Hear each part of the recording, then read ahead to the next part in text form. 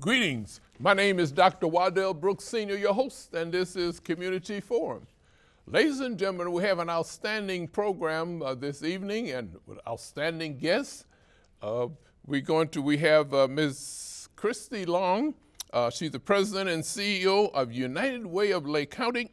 Kristi has led United Way of Lake County for 18 years and has been a United Way professional over 30 years working in Nebraska, New York, and Utah. A little bit more about Kristi. Under her leadership, since 2006, United Way of Lake County has focused its work on education to support children, families, and schools to ensure Lake County continues to be a thriving community. In 2019, United Way of Lake County launched 211 to connect people in need with a wide range of critical health and human services. We're going to hear from Kristi a little bit later, but we're going to be to our anchor man, and to my extreme left is David McDowell. He's the manager of Impact Funding and Advocacy at United Way of Lake County. David joined United Way 8 months ago and is leading the work on the 2020 census. Prior to joining United Way, David spent 16 years working in community organizations on the southwest side of Chicago. Greetings, folks. It's a pleasure to be here, Dr. We're very happy that both of you are taking time from your busy schedule to be with us on Community Forum to let Lake County know about the great talked about programs, 211 and also the census, especially 2020 census, right? So I'm going to let Kristi, first of all, I've given a little blurb about you, but I want you to tell listening audience just a couple of minutes about your personal and professional background. Sure. Well, as you mentioned, I've been with United Way my entire career. Okay. Graduated from the University of Nebraska and went to work for United Way in Omaha. And so I've been here in the Lake County area since 2002. And I have to say it's been my most rewarding location that I've ever worked in. And I think the biggest part there is, back, as you mentioned, in 2006, our board really realized we needed to do more than just be known as a fundraiser. That we needed to really share with people how the money was used and make sure that we were using it for the most critical needs. And as we kind of went through that process, it really came out that especially early education in Lake County wasn't a really well-organized, well-thought-out plethora of services. And so during that, we learned that there are a lot of children in a lot of at-risk schools or at-risk communities, and everyone's doing their best, but yet these children are arriving in kindergarten not ready to learn. And all the research tells you that it's so difficult for them to catch up. So since 2006, we've been working in Waukegan and Zion, North Chicago, Round Lake, and others about how do we help parents be their child's first teacher and get their children to kindergarten so they are ready to thrive. What piqued your interest specifically in United Way of Lake County? You're from, you graduated from Nebraska, University of Nebraska. Well, I will say, I had worked in New York and Utah, and coming back to the Midwest was very exciting for me. Okay. I guess at heart, the older you get, you kind of realize, I was kind of a Midwestern kind of girl. And I'll say, the interview process with the local board of directors, we usually have about 30 community leaders on our board. I really respected them and just thought we could have a great partnership, and we really have. Now, how do you market all your programs to the community? Oh my gosh, a lot of different ways. And it's hard in today's world when you don't have, big flashy newspapers or that kind of thing, but in lots of small ways. And we really try to target who we need to be talking to and who needs to know about our programs. We have a lot of wonderful partners in the community. Certainly with education, the schools are our partner, but libraries, for example, have become a big part of what we do and how we reach out to the families that might need the different programs we have or the information. Libraries, even park districts, that kind of thing. Townships have become great partners because they offer a lot of services to, you know, families and individuals. So it's just kind of figuring out who's out there, who needs to hear about it, and how best to get to them. Gee whiz, what type of budget do you have? Oh my gosh, for getting the word out, very little. Well, what budget do you have for United Way of Lake County? Well, last year we raised $7.5 million. Wow. Yeah. But I will say this, the majority of that money goes to causes or to agencies that a donor chooses. So it's less than $3 million that stays with United Way and gets pushed out to the local community. A lot of donor designation, which is just people wanting to control where their donation goes. You mentioned about you're heavily populated by volunteers, but what type of staff do you have? We have 20 staff people, and about half of them work in our programs.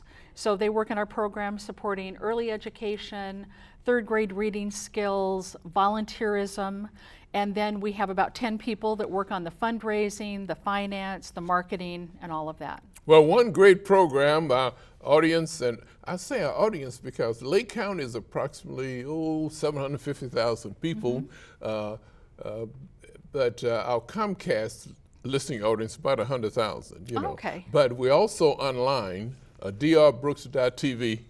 That plug in. If you have not been known all over the world, you will be after this program. Excellent. Because they can go online, drbrooks.tv, and watch the program. Now, one of the big programs nationwide is 211. Yes. What is 211? Oh, 211 is wonderful, and it is a great addition to the Lake County community. 211 is basically a helpline where you can either call or text to receive information on the great network of health and human services we have in Lake County. Okay. Okay, well, tell us, how does it work? Okay, you call 211 from your cell phone, your landline, or you can text to 211. You text 898, let me just make sure I know what I'm saying. Okay. Or you can text 898-211, your zip code to that number. Okay. And we'll put the information and materials, but they would also text back and forth with you. You would have a live chat. But basically you call or text and you are talking to a real person. And this person is really well trained on how to identify what kinds of needs a person has. And then they have a database of all of the services in Lake County, whether they're nonprofit agencies, whether they're government programs, whether they're township programs, et cetera. Okay. So who can use 211? Anybody living in Lake County can use 211. In fact, I just had a call Monday morning from a past volunteer whose daughter was having some issues, and I said, your first step is to call 211. They are going to know all of the services that would be available to your daughter. Well, the history of 211, though, gives a little bit of background. Yeah, so 211 started actually in Atlanta, Georgia in about 1995. Okay. And in fact, I came here in 2002. My first 211 meeting was probably in 2003. And at that time, technology just was still kind of rudimentary when it came to these kinds of services. And at that point, if you wanted 211, you needed your own call center with operators and database and all that. As you can imagine, in the last 20 years, so much has changed with technology. And about 3 years ago, we had a group of agencies come to us and say, we really need to implement 211. And you know, they were representatives from Catholic Charities, NICASA, A Safe Place. And one of their struggles is that people would call them and have an issue. that agency didn't do. So they call a safe place doesn't do that service, so then they have to call around. So their staff, you know, a lot of misdirected calls were taking a lot of time away from their mission. So about 3 years ago, we started looking nationally, what was going on, what was the best practice, and we found that there'd been some consolidation around call centers. So it was highly recommended that we not have a call center in Lake County, because the call center is basically trained operators and a great database. That we look at other call centers across the country that were taking on different geographic areas. Well, tell us about someone may contact 211 that don't speak English. It's wonderful. Well, our call center is actually in California. It's in Ventura County, California. And interesting, they cover almost all of Northern California. And as you can remember, I mean, all the fires and the wildfires, they've covered all of that. So have got a really good background, especially not only in day-to-day calls, but also emergencies. One nice thing about them that we liked is we really wanted to make sure that the operators, the staff answering the calls were bilingual. And 90% of their staff are bilingual. But if someone calls speaking another language, they also have access to a translation service for over 150 languages. Now, how do you get the information out? You mentioned about this information here is widely distributed, but how do you get it out? Yeah, so this is a great one that agencies, libraries, companies can put it in a little holder, people can take it. The other piece that's wonderful, we call this our first responder card. And this was really made for fire and policemen. And in fact, just this morning, there was a Facebook post from the sheriff's office in Lake County that one of their officers had been trained in 211. He had the information on 211. And there was a woman last week that needed a safe place to live, needed to flee a very violent situation. And he referred her to 211 and the people helping her, and they were able to suggest where she should go, and things worked out well for her. She found the help that she needed. Well, one of your favorite topics is can you share information on preliminary results? We're always interested in results. Absolutely. So it actually launched September 19th, 2019. So it's been around about 5 months. And we have the first quarter's results. And so we're doing quarterly results right now. And so in the first 3 months, there were 1,500 calls or texts to the service, and over 2,500 needs were identified.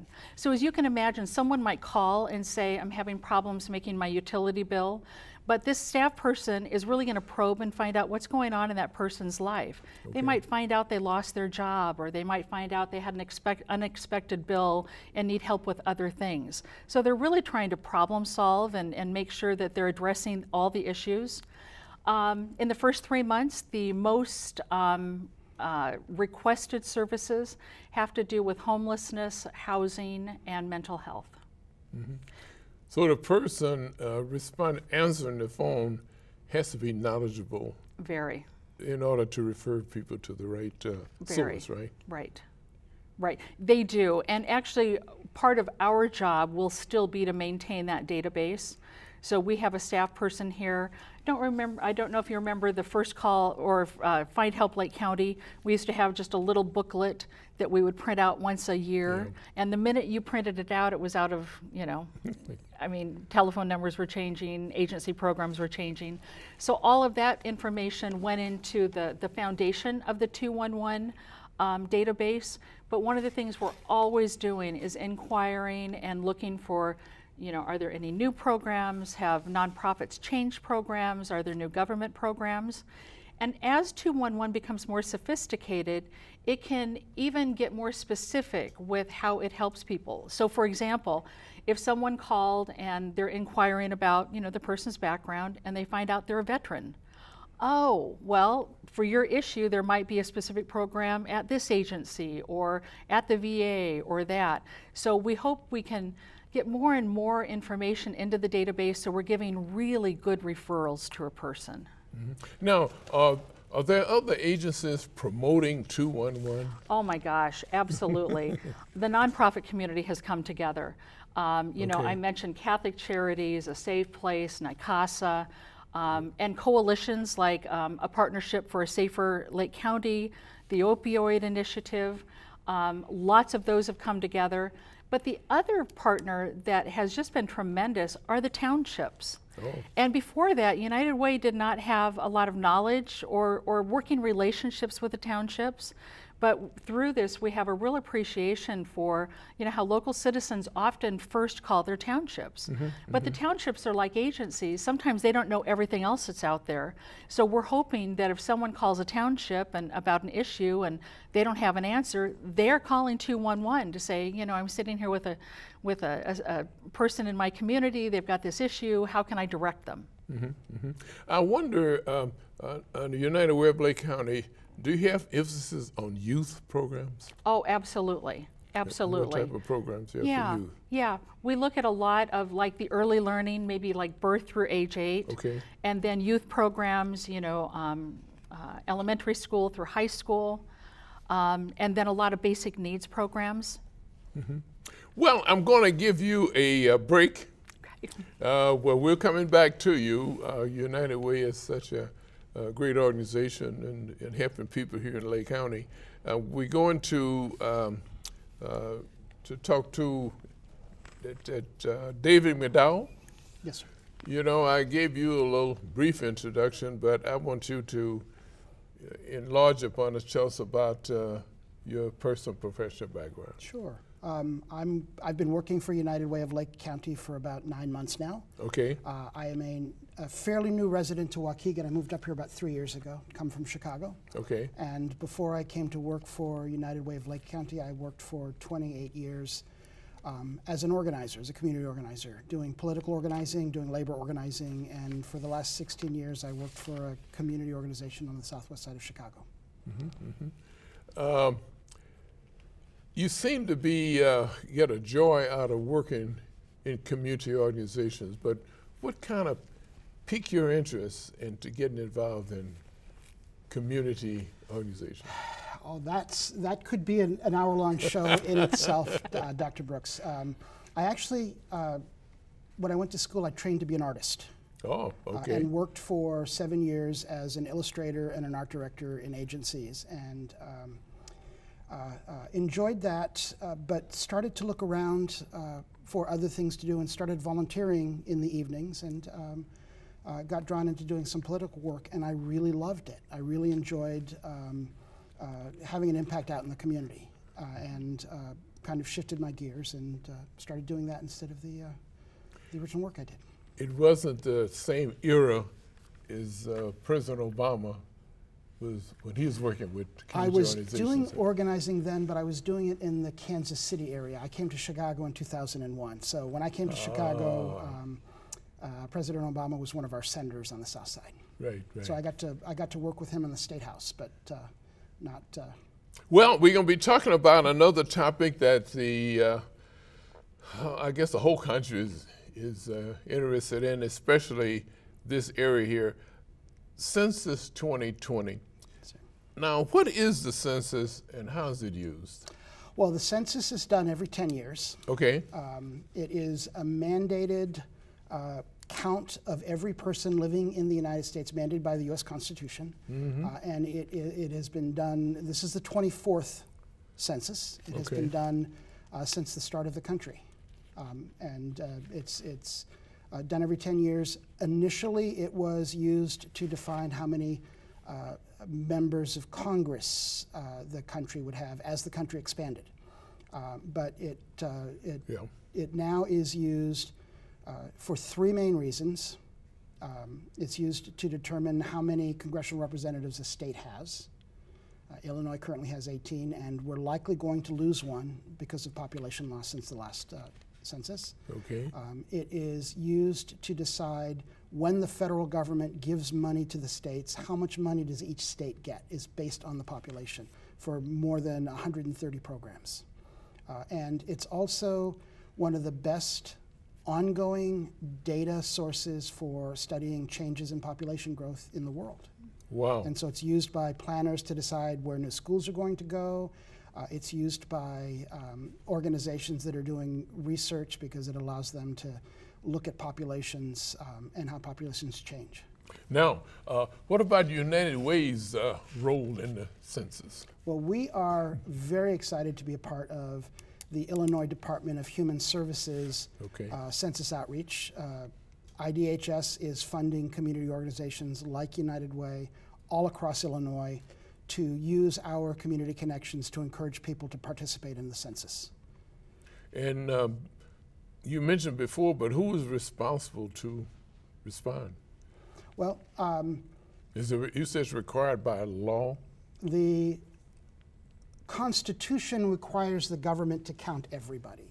There are laws that have been passed by Congress that require everyone that's living in the United States to participate in the census, although even though there are laws, nobody's been prosecuted for not participating in years and years. So, but it is actually required for every person living in the United States, and it makes no distinction whether you are a U.S. citizen or not. So if you are somebody who is here working, say, at Abbott Labs and you've got a work visa, you're required to be counted. If you're somebody who's here perhaps even without status, if you're living here, you are required to be counted.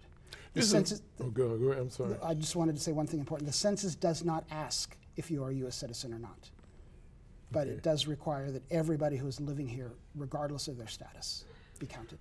Well, I'm very happy to have you on the program to let Lake County know how important it is for everyone to participate.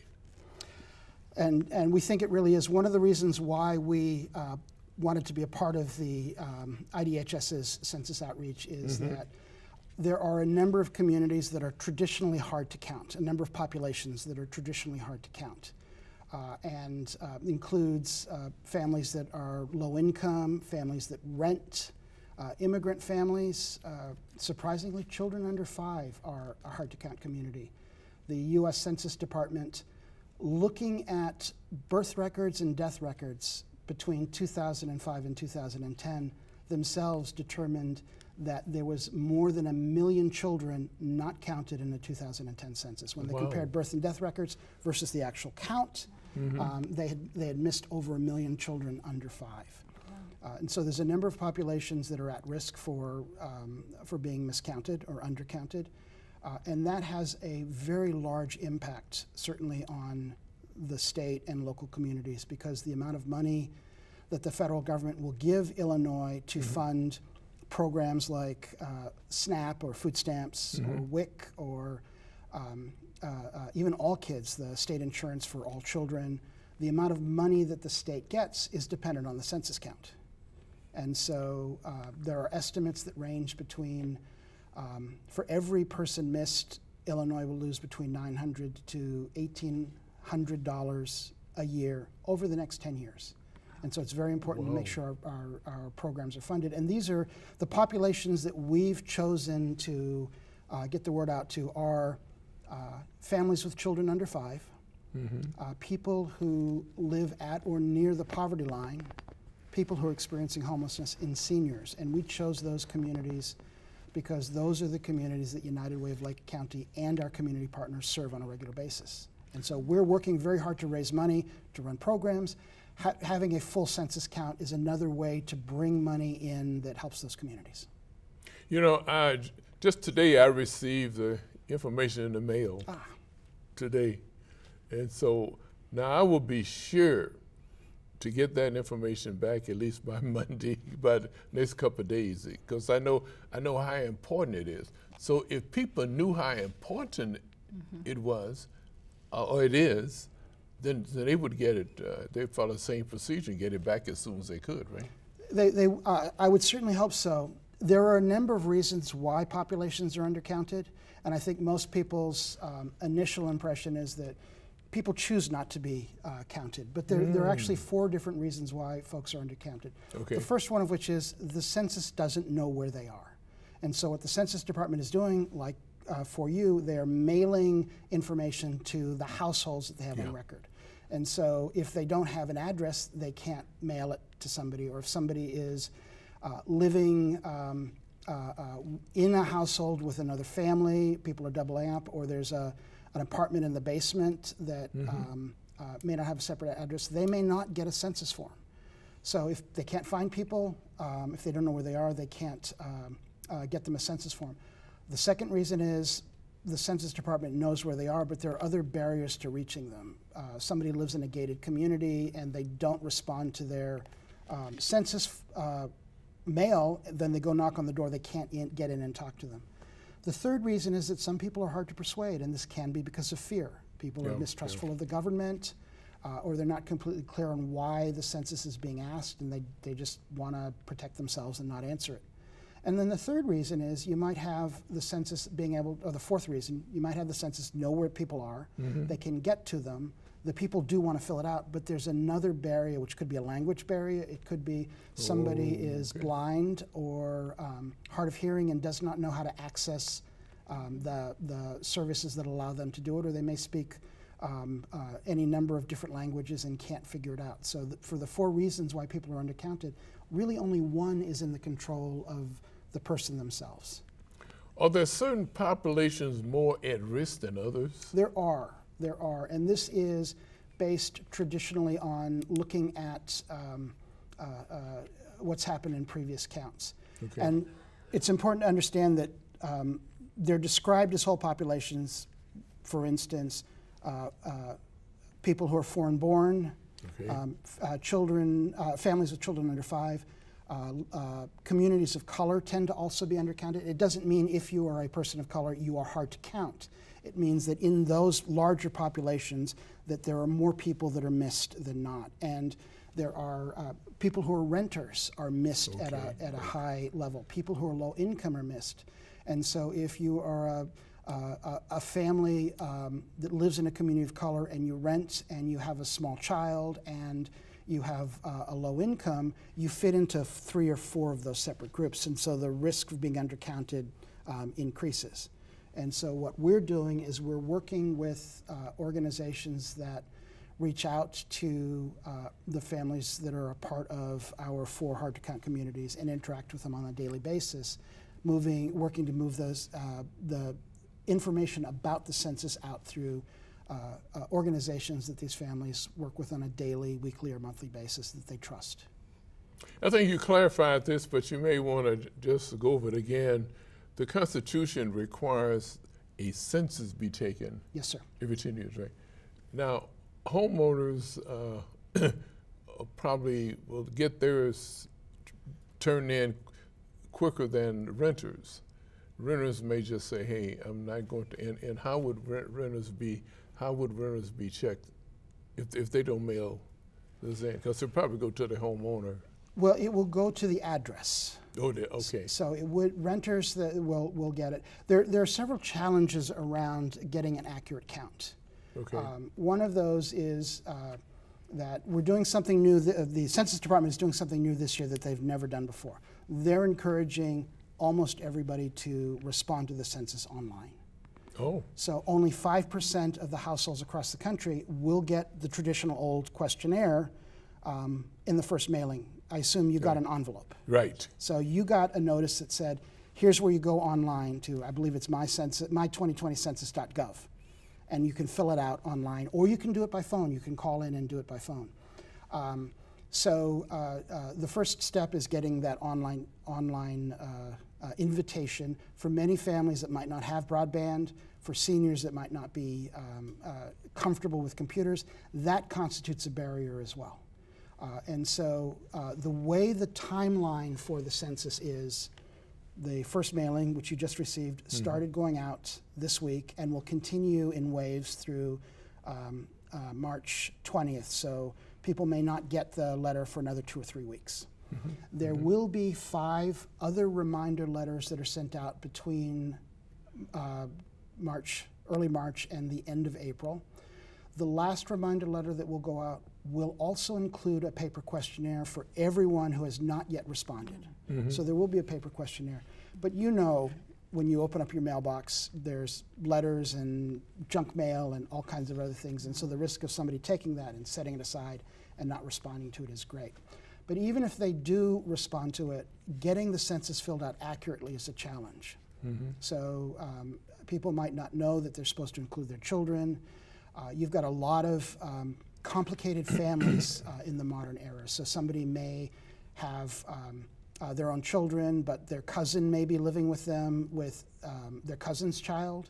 And so it's important to remember that everyone that's living in your household needs to be counted. Not just you and your children, but if you have other people living with you as well, they all get counted under the household. You know, we don't have any commercials on the program, but Kristi, I don't want you to feel as I'm omitting you, but 211 is a very hot topic, but the census is even a hotter topic because my wife received and I will get back to you now. Brace yourself. But my wife received several telephone calls, and to her, the information seems irrelated to the census. You know, the type of questions that they ask her. So do you know? I didn't get it. She answered the phone. The Census Department works year-round every year.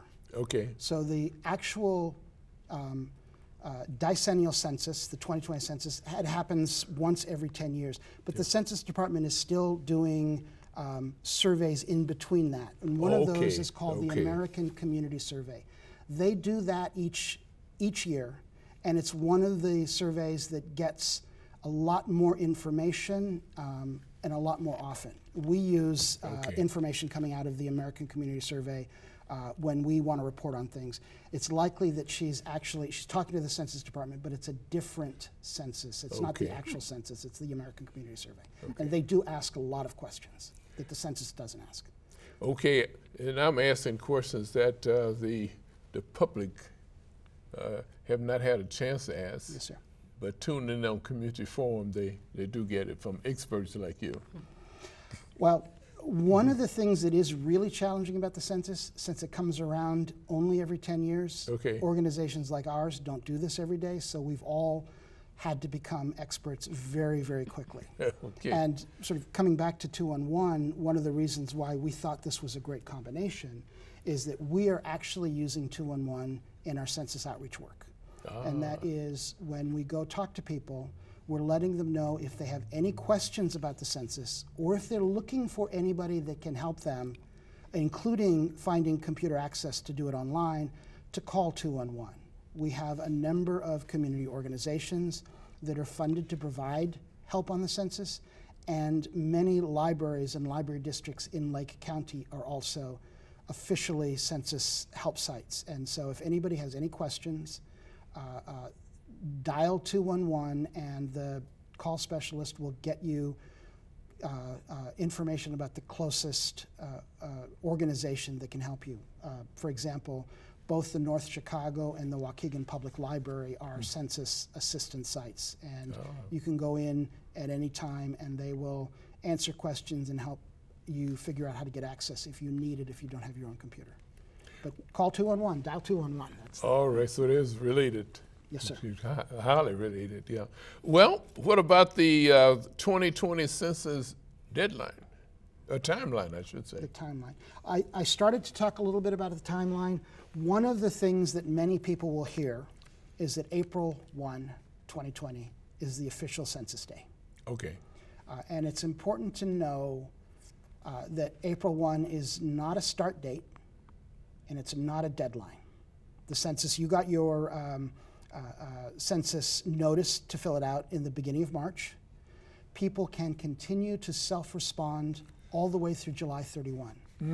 April 1 is just the day that when you fill out your questionnaire, that's the day you're thinking about who's living in my house on April 1. And so I don't want people waking up on April 3rd going, I missed the census. You didn't. You have until July 31st. The other thing to keep in mind, and this can both be something you might want to avoid, or it can be something that could be a help to you depending on your situation.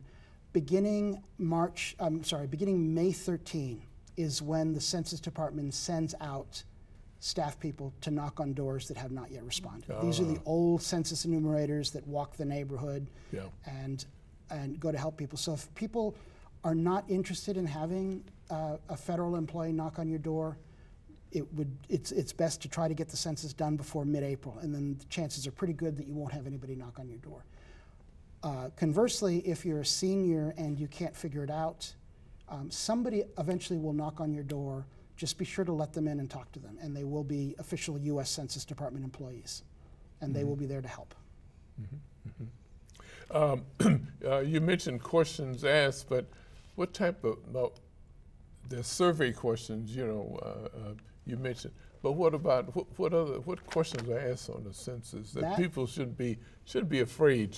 That is a great question, especially considering the controversy in 2019 about whether or not a citizenship question would be on the census. And the court said, no, that's not a relevant question. So there is no citizenship question on the census. And the census is actually pretty easy. It has 11 questions. The first question is, what is your name?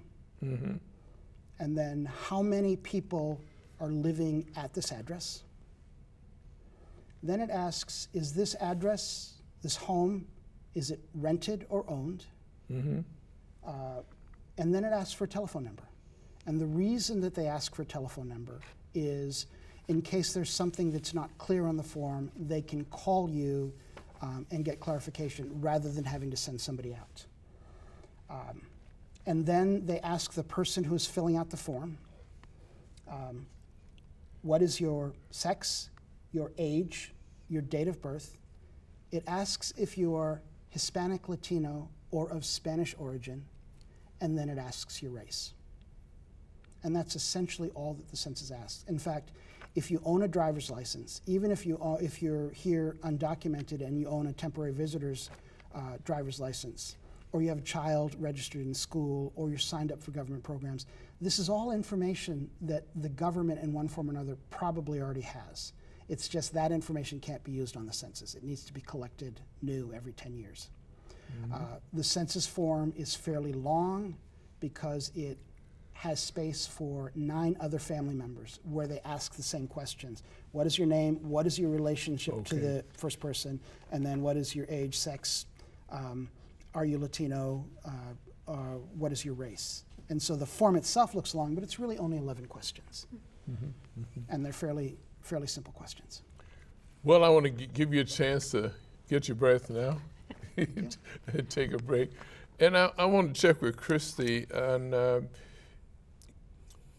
we were talking about preliminary results that from United Way, and I think you want to enlarge on some of the results that you've been getting. Yeah, I want to share. I mentioned that the #1 issue that's called about is housing. Okay. And it's interesting when you break that down. It's everything from rent payment assistance, homeless shelter or emergency shelter, subsidized housing, or just basic housing and shelter. So a lot of different components to that. And as you can imagine, there are a lot of services in the county that address a lot of those. But even nationally, housing tends to be the #1 issue of any 211 center. And then I think, there's also a lot of communication and a lot of information out there about mental health services, and that there's just never enough. Even though we have a tremendous Lake County Health Department, they would acknowledge it as well, but that's the second big area of needing help. Other things pop up, utility assistance, clothing and things, legal, employment, and that. But it's really some of those very basic needs that people call about all the time. Now you fulfill those needs, or you just refer them where they can get assistance? It's referral. So 211 does not address the needs, it refers them and tries to help them get to the very specific program they think they're best matched for. But a person might hang up and have 2 or 3 places to call. The other thing I'll mention too is depending on who's calling and what the issue is, most times somebody will hang up and have places that then they call and get more information from. But if someone is really emotional or having a hard time or in any kind of danger, we have relationships with 911, so they can be referred immediately to that person's 911. And also if someone's calling and it's You know, it's a difficult issue. The staff member at the 211 call center can also call for them and do a warm handoff. You know, call a safe place. I've got a woman here, she's got 2 children, you know, she needs to find a safe place to sleep tonight. You know, what might you recommend? It's, you know, her name is Marianne, you know, so it's not just, it can be as warm as it needs to be to help that person and support them. Because you had mentioned that providing information about specific needs, so you provided to the where they can get some help then. Right, and we also track if someone calls and there are no services to support them, we are tracking that data too. Okay. So, you know, we can make a concerted effort to find out if there are programs that would address that kind of service, or if there's just a capacity issue where there's not enough services available. So hopefully this will give a lot of data, you know, not only to United Way, but to our nonprofit partners, you know, Lake County government, and others too, as we're looking at needs and how to prioritize the needs of Lake County. You mentioned about fundraising activities. What is your largest fundraiser, the combination of your fundraising? Is there one big fundraiser you have each year? You know, we do have a couple fundraisers. We're not really a special events fundraising organization. Gosh, 80% of our money comes from individuals, just individual people. And a lot of it is through workplace giving campaigns. So some people have the opportunity to be part of an employee giving campaign, but others give online, give through direct mail. It's really individuals coming together. About 10% of our money comes from corporations, so corporate gifts, about another 5% from foundations. But we are truly the power of individuals coming together and doing something bigger than they could do on their own. That is fantastic. It really is. And well, that takes us back to the history. How do you get started again? How did the organization get started? You never get started. Oh my gosh. Well, actually, at its very beginning, back in about 1870 in Denver, it was a rabbi, a reverend, a priest, all coming together because they saw these needs coming as Denver was growing, and everyone was out kind of doing things willy-nilly. And they came together and said, you know, how can we come together and support the most pressing needs of the community? And then a United Way sprung up everywhere. I mean, today there's about 1,200 United Ways across the country. And all of us do different things. So, for example, our focus here on early education is because that was the need we saw in Lake County that we felt we could address and bring people together. But in another community, it might be another issue. So it's kind of nice that we're all very local organizations. What about maybe 10 years from now, what do you see United Way of Lake County? Well, I'll tell you, you know, as much as I love the work we do in early learning and getting kids, you know, reading by 3rd grade and that, there is still so much more to do just in that arena. You know, I mean, our Reading Success program is in Waukegan. 10 schools participate. We'd love to be in all 15 elementary schools. We'd love to be in every classroom.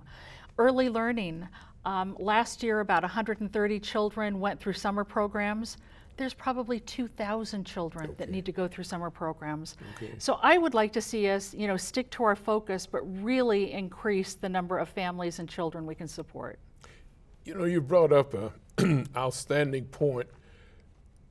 You heard so much about, well, data shows that if a child is having difficulty by 3rd grade level, that child's going to have difficulty all the way through school. It's heartbreaking. What is it about the 3rd grade? Well, what they say is that you learn to read through 3rd grade, and 4th grade you read to learn.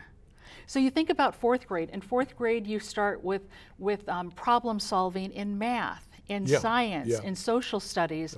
Up until 3rd grade you're just kind of taking the information in, it's coming to you in different ways.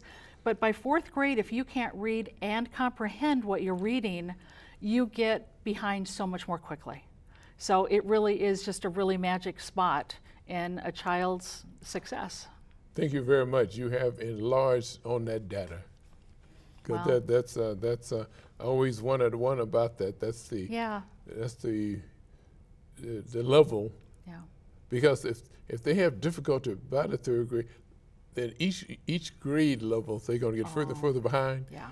And when that's called the dropout rate. Yes. In the high schools, right? Yes. And once they drop out, what's going to happen? It causes them to do the things that cause them to be incarcerated, and that child is doomed for life. Exactly. And that, I mean, none of us want to see that happen. Right. And when we go in and work with these 5-year-olds, I mean, you just want to do everything you can to make sure that they succeed and feel comfortable. Can I tell you just one little story? Okay. So we do kindergarten countdown camps in the summer for children who've never been to preschool. Okay. And one of the teachers came to our board and reported this back, and she said, I was one of the teachers hired to do the kindergarten countdown camps. I call them boot camps. Okay. But she said, the first week, I had a little boy in the corner crying the entire week. He'd never been separated from his parents. He'd never been dropped off someplace. Right. Everything was going against it. On the first day of school, he happened to be assigned to her classroom. She said he was at the front door telling all the other little kids what to do. Oh. So you think it's not only just learning, you know, your ABCs, your colors and that, but it's that feeling comfortable and feeling cared for, that emotional part of kindergarten and school. So it's more than just the books and knowledge, it's the whole package. Right. Well, I want to check with David. You probably got a little rested now. You're ready to go again, right? Speak about the confidentiality. A lot of people probably don't want to, afraid to give information because will my information be kept confidential? Sure. So the U.S. Census is an entirely separate department from every other federal department. Okay. And every census employee, from the lowest census enumerator, door knocker, all the way up to the director, has to take a lifetime oath that says they are not allowed to divulge any information collected for the rest of their lives. And if they violate that, they're subject to 5 years imprisonment and a $250,000 fine. The Census Department has a lot of information, but they don't release that information on an individual basis for 72 years, which means the only information that they will release is at a census tract level. And a census tract is a defined geographical area. They're larger in the cities. They're smaller in the cities and they're larger in the countries because they have roughly between 1,000 and 2,000 households. So you think about how many blocks is 1,000 households in Waukegan versus how many blocks is, or how large is 1,000 households in a rural area. So census tracts are different sizes, but they have roughly the same number of families. And so the only way that information can be released to anybody is by census tract. You can find out how many households are in a census tract, how many of those households in a census tract might be Latino or might be African American, how many women live in that census tract, how many children under 5 live in that census tract, but that's the most defined information. You cannot find the information out by household or by individual family. The information ultimately is released 72 years from now. I'll give you an example. I went down this summer through Tulsa, which is where my father was born, and I looked up old census data from 1940, and I could identify the street address that my dad lived in because I found the record of him and his brother and sister and my grandmother and grandfather and the street address, but I couldn't find it for 1950 because it has not yet been released. And so if you're concerned about privacy, which is a legitimate concern, especially in this era, the Census Department is banned from giving that information, that access to anybody. They can't give it to the FBI, it can't give it to the Immigration Service, it can't give it to anybody. So it's held for more than 72 years. So the information, your personal information is safe with the Census Department. So they cannot share data then after 72 years. Is that right? They can't share any personal data or any data broken down by address for 72 years. So if you're filling out the census now, no one can see your name or your address. And the only way the information is released is via the census tract. Again, how many households live here, how many of them are Latino or African American, how many of them have children. I'm wondering, is there a typical day for David McDowell? The typical day for me right now is just reaching out to various organizations, and I'll give you an example. Okay. Yesterday, yesterday I met with 45 nutritionists who work for Lake County Health Department. Okay. And I gave them a census training, and I gave them census flyers and 2-on-1 flyers, so that as they're going out into the community and they're talking to families that receive WIC, so these are young mothers with children or young soon-to-be mothers, they can, in their ongoing work over the next 2 or 3 months, they can also let them know that the census is coming and why it's important. So I'm either meeting with organizations and help training them to get the word out, or we're making calls to daycare centers, we're making calls to school districts to make sure that they're moving census information out, not just to their regular students, but also to students that they may have who might be homeless and might not be in a place where the Census Department can find them. We did a training for Casa Lake County that works with 400 families that have foster children. And so we're trying to leverage those networks of all of those organizations that are out in the community, trying to strengthen families and move the census information about why the census matters to families and how do you get help for it through those. You just started with Lake County, you say about 8 months ago? With United Way of Lake County. Yes, sir. Your ultimate goal, have you thought about where you'd like to be 10 years from now? Oh, I certainly hope to be retired 10 years from now. Yes, like I said, I am a new, fairly new resident of Waukegan. I love Waukegan. I want to stay here. Yeah. I've done the kind of community work that I've done now for almost 30 years, and I expect on some level I will continue to do that. But I'm about 60 years old, so 10 years from now I hope to maybe not work so many hours. Okay. Well, I'm along that. I've been retired now since 1990. Wow. And still working in the community as a community activist. And you can't get a better satisfaction than helping others. And we're so grateful for that. So thank you. Well, I'd like for Kristi to tell us about, is there a cross-training that you have among your employees? Oh, absolutely, absolutely. You know, everyone in our organization needs to know what each other is doing. Okay. You know, our great marketing department needs to know what's happening, what results are to let, you know, the community know, our donors know. Fundraisers need to know the great work that we're doing and the results, because that's what people want to know about. What's the impact they're making? Mm-hmm, mm-hmm. Now, I'm going to ask you the same question that I asked David. And is there a typical day for Kristi Long? Well, it always incorporates meetings.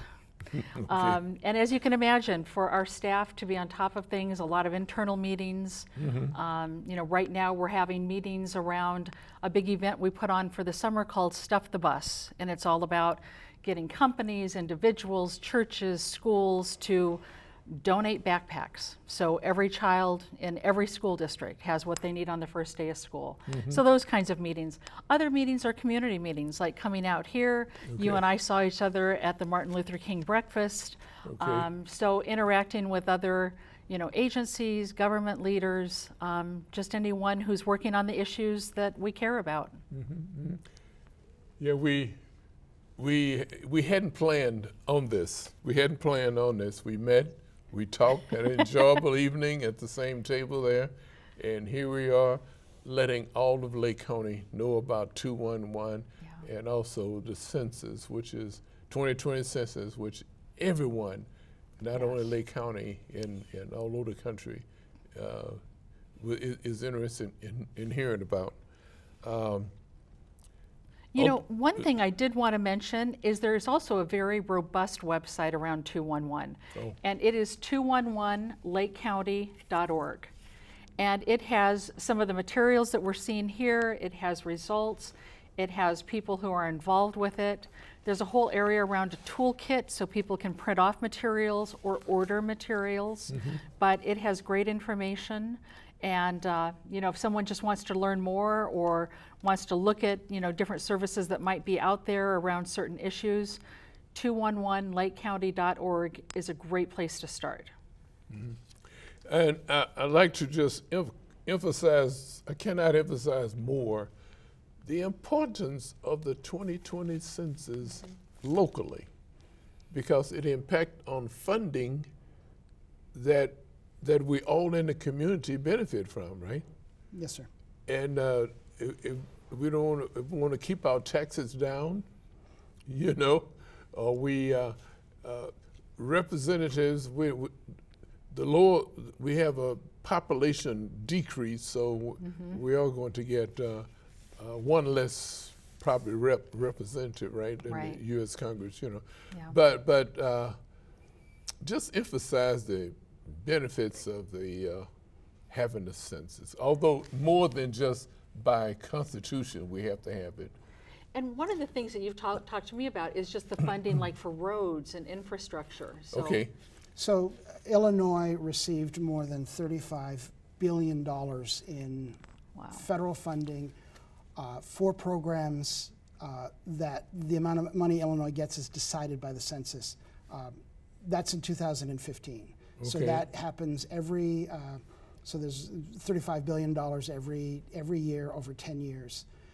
And one of the things to remember is I talked about the undercount of children under 5 nationally was a million children. A lot of the programs that we receive federal money for are programs that are mandated. If somebody shows up, they need to be provided that service. That's why the federal government gives money. So for instance, if we count 10,000 children under 5 in Waukegan in the census, but there are really 12,000 children. We only get money for the 10,000. We have to figure out how to fund the other 2, and that will come out of the state budget. So for every person we miss, we lose the federal money, but then we have to make it up with state money. So it's a double hit. And you talked about keeping your taxes down, making sure that we're not spending state money on programs that the federal government is supposed to give us money for. That's one of the most important reasons to make sure the census count is complete. It's the best way to get money to help build our roads, to help keep our children healthy, to keep them educated. School lunch programs are part of that pool. Pell Grants and student loans. So if you've got a child who's about to graduate high school, the amount of money that will be available to them for Pell Grants depends on our census count. So I can't think of a better way of getting the word out about 211 and the 2020 census than your appearance on Community Forum. And I want to thank you very much. Oh, I'm sorry. Oh, that's right. We're supposed to fist bump. Fist bump. Fist bump. So thank you very much. Ladies and gentlemen, we've been talking with Mrs. Kristi Long, President and CEO of the United Way of Lake County, and also David McDowell, Manager of Impact Funding and Advocacy of Lake County, and maybe next time we'll get into that more deeper. Yes, sir. Be a pleasure. But we want to thank you very much for sharing information. In the Navy, we say promulgate information to Lake County. This has, oh, by the way, can't forget, 1 second here. This program would not have been possible except Lori Needham. Lori is the Vice President of Marketing and Communications, United Way of Lake County, Gurnee, Illinois. This has been Community Forum. My name is Dr. Wadell Brooks Sr., your host.